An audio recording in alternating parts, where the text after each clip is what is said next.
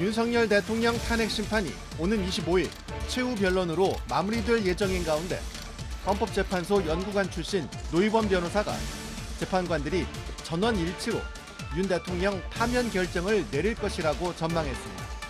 윤 대통령의 이번 불법 비상계엄 내란 행위를 보고도 계속 대통령직을 수행하게 할 헌법재판관은 아무도 없을 거라는 분석입니다. 헌법재판소는 헌법을 보호하고 수호 유지해야 되는 기관이고요. 네. 탄생 자체부터 설립 목적이 그 재판관은 헌법재판소의 구성원으로서 네.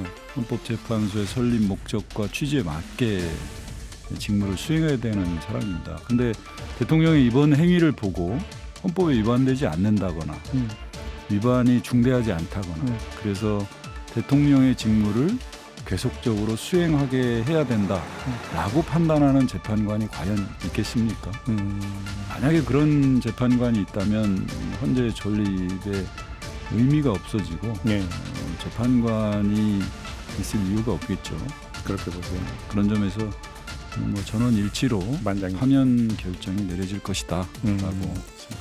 노 변호사는 윤 대통령 측이 헌재에서 주장했던 인원, 요원 등의 문제는 결정문에 실리지도 않을 거라고 설명했습니다. 재판관들은 사실을 인정하는 경우에 네.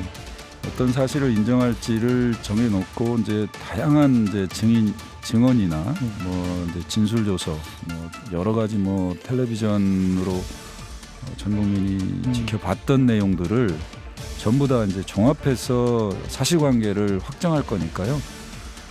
개별적으로 사실관계와 좀 다른 측면에 대해서 굳이 전부 다 논하지는 않을 것이다라고 봅니다. 또 윤 대통령 측이 반발했지만 주요 증인들의 검찰 진술조서 등이 증거로 채택된 것과 관련해서도 노 변호사는 재판관들의 판단에 중요한 참고자료가 될 것이라고 내다봤습니다. 윤석열 대통령은 어제 변호인을 통해 빨리 직무복귀를 해서 세대 통합의 힘으로 대한민국을 이끌어가겠다는 메시지를 지지자들에게 전했습니다.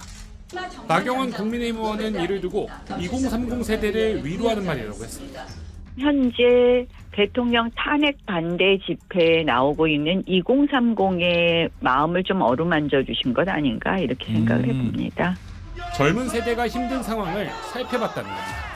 특히 요새 절망적인 부분이 많잖아요. 2030들에게는 예. 취업이라든지 이런 부분 그런 이야기를 같이 곁들여서 나 의원은 헌재가 윤 대통령 사건을 각하해야 한다고 주장하기도 했습니다. 헌법재판소가 사실은 자의적 절차 운영, 소송지휘권의 남용 이로 말할 수가 없잖아요. 예. 그렇기 때문에 상당히 국민들께서 정하는 흐름이 계속되지 않을까. 그래서 사실 정치인으로서 걱정이 돼서 오히려 이런 부분을 더 많이 예. 말씀을 드리는 겁니다. 예. 그런데 이제 사실은 저는 인용이냐 기각의 문제가 아니라 저는 이 사건은 각하해야 될 것 같습니다. 한편 대통령의 직무복귀 발언에 논란이 일자 대통령 측 석동현 변호사는 자신이 세대 간 힘을 모아 대통령을 복귀시키자고 말한 것이라고 입장을 바꿨습니다. 탄핵 심판을 받고 있는 윤석열 대통령이 변호인을 통해 빨리 직무복귀를 해서 세대 통합의 힘으로 대한민국을 이끌어가겠다는 뜻을 밝힌 가운데 이소영 더불어민주당 의원이 꿈 깨시라고 일갈했습니다. 재판이 오래 걸릴 것 같으니까 아마 서울구치소에 오래 계실 것 같습니다. 그래서 너무 엉뚱한 꿈 꾸지 마시고 빨리 적응하시는 게 좋다 이렇게 말씀드리고 싶습니다. 이어 윤 대통령이 자기 객관화가 어려운 상황이라며 큰 착각을 하고 있는 거라고 설명했습니다. 피고인은 자기 스스로에 대해서 객관화시키기 어렵습니다. 그리고 정치인이요, 종특이라고 하나요? 자기 객관화가 안 되는 대표적인 직업이 정치인입니다. 두 가지가 지금 결합돼서 뭔가 큰 착각을 하고 계신 것 같아요. 한편 윤 대통령의 메시지는 윤 대통령 대리인단을 맡고 있는 배희철 변호사의 글이 공개되며 알려졌는데 이후 배 변호사는 다시 입장을 내고 윤 대통령이 직접 메시지를 준 건 아니고 대리인 석동현 변호사가 대통령 의중을 담아 말한 내용을 자신이 옮겨 적은 거라고 해명했습니다. 석동현 변호사는 공지를 통해 제가 그 자리에 참석한 2030 세대와 기성세대 전체를 향해 통합적으로 힘을 모아 윤 대통령을 직무복귀시키자고 이야기한 거라고 설명했습니다.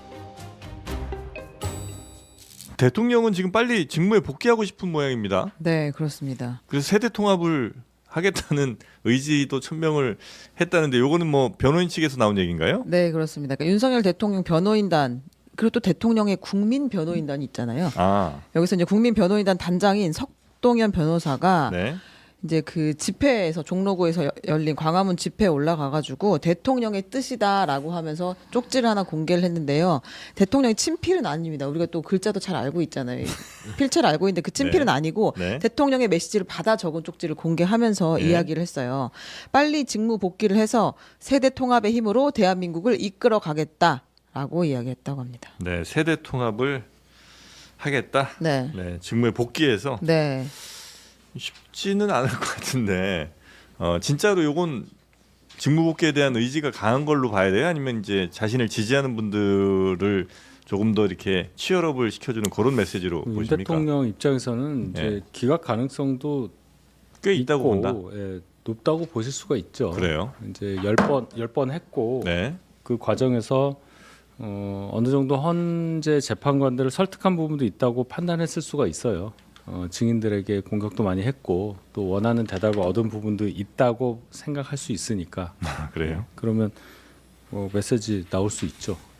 근데 뭐 기대를 갖는 것까지는 비판할 수는 없죠. 네. 본인도 뭐 본인이 잘못이 어떻게 됐든지 간에 본인은 잘못 없다고 우기는 거를 어떻게 말리겠습니까? 근데 다만 저는 그 윤석열 대통령 측의 변호인단이나 윤석열 대통령이 지금 재판에 임하는 자세가 홍장원 1차장만 흔들어서 꺾어 놓으면 다시 복귀할 수 있다고 생각하는 것 같아요. 그러니까 이제 저는 어제 보면서 이런 메시지들에 대해서 자신감을 얻는 거는 홍장원 1차장의 진술이 번복됐다. 네. 아니, 진술이라기보다는 기억의 혼돈을 인정했다. CCTV가 공개되면서 이런 부분에서 가능성이 있겠는데 생각하는데 아까 김보혁 대변인도 얘기했지만 홍장원이라는 인물을 지워버려도요. 탄핵의 인용은 차고 넘칩니다. 그렇기 때문에 그런 기대는 좀 버리시는 게 좋고 자꾸 복귀, 통합, 뭐 국가 위상 이런 얘기를 자꾸 하면 물어보고 싶어요. 선망 증세가 있으신지. 네, 오늘 준비한 알겠습니다. 멘트는 이건가요? 여기서 하려고 했던. 네, 25일 오후 2시에 이제 종합 변론을 하기로 했고. 다음 주 화요일인가요? 네. 네. 그리고 이제 소추의원 2시간, 뭐 피청구인 2시간 이렇게 해서 얘기를 하고 윤석열 대통령의 최종 진술, 최후 진술에는 시간 제한을 두지 않기로 했습니다. 아, 빅뉴스입니다. 이거.